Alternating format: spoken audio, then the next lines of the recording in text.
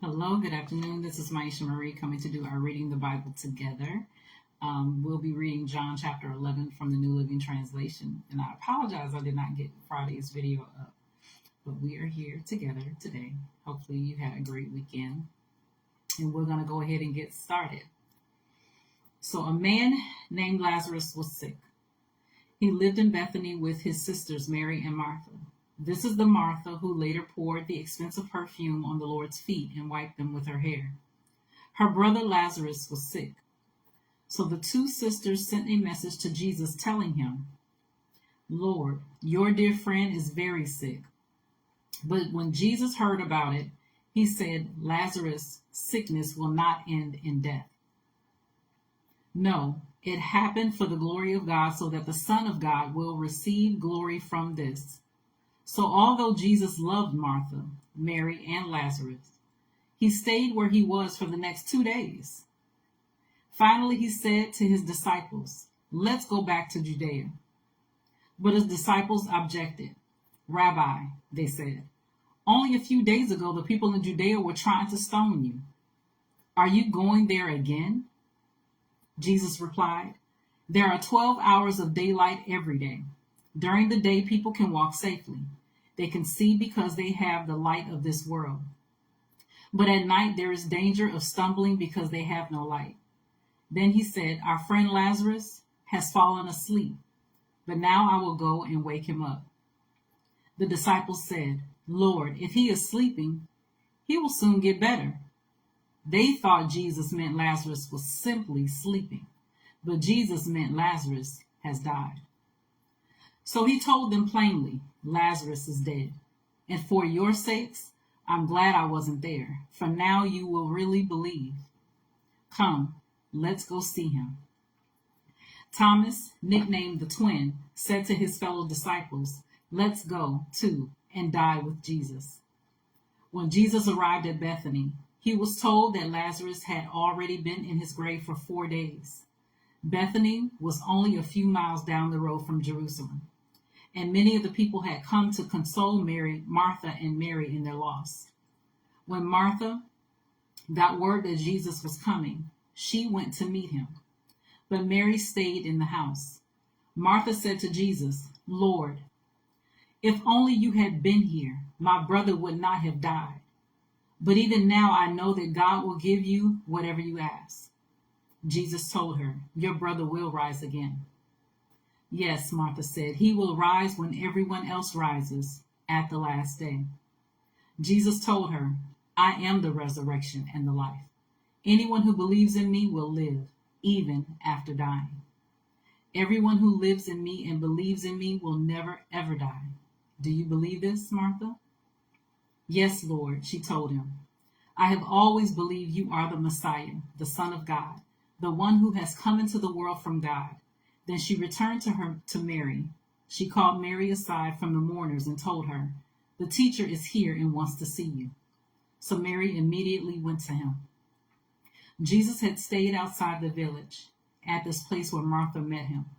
When the people who were at the house consoling Mary saw her leave so hastily, they assumed she was going to Lazarus' grave to weep. So they followed her there. When Mary arrived and saw Jesus, she fell at his feet and said, "Lord, if only you had been here, my brother would not have died."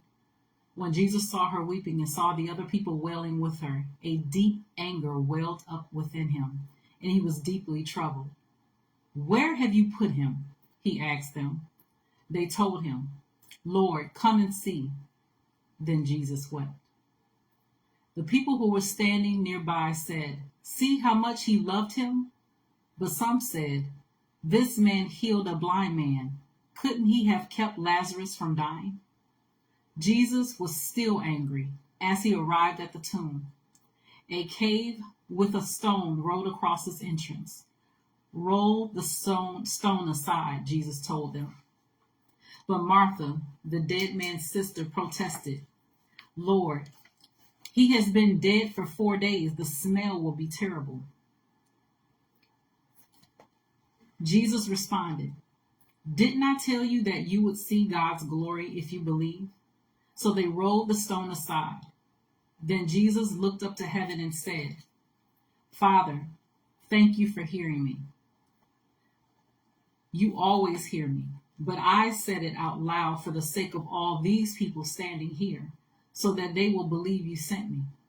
Then Jesus shouted, Lazarus, come out. And the dead man came out, his hands and feet bound in grave clothes, his face wrapped in a headcloth. Jesus told them, unwrap him and let him go. Many of the people who were with Mary believed in Jesus when they saw this happen, but some went to the Pharisees and told them what Jesus had done. Then the leading priests and Pharisees called the high council together.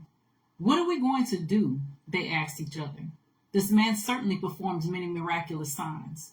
If we allow him to go on like this, soon everyone will believe in him. Then the Roman army will come and destroy both our temple and our nation. Cephas, who was a high priest at that time, said, You don't know what you're talking about.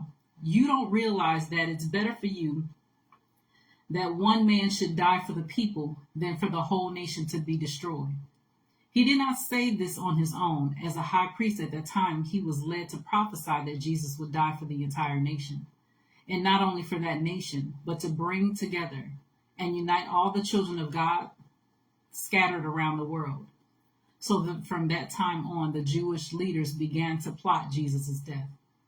As a result, Jesus stopped his public ministry among the people and left Jerusalem.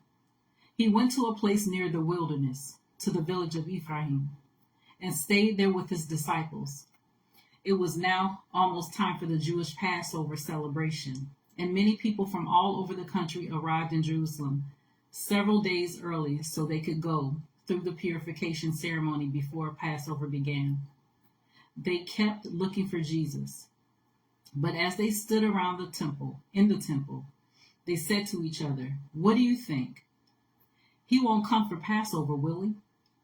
Meanwhile, the leading priests and Pharisees had publicly ordered that anyone seeing Jesus must report it immediately so they could arrest him. So that was John chapter 11 from the New Living Translation. As always, continue to search the scriptures daily to see what is true. Allow Holy Spirit to illuminate the word into your heart and mind, bringing knowledge, understanding, and wisdom, and most of all, revelation of who God is, his true nature, character, and how much he truly, truly loves you. You guys take care. God bless, and we'll see each other next time.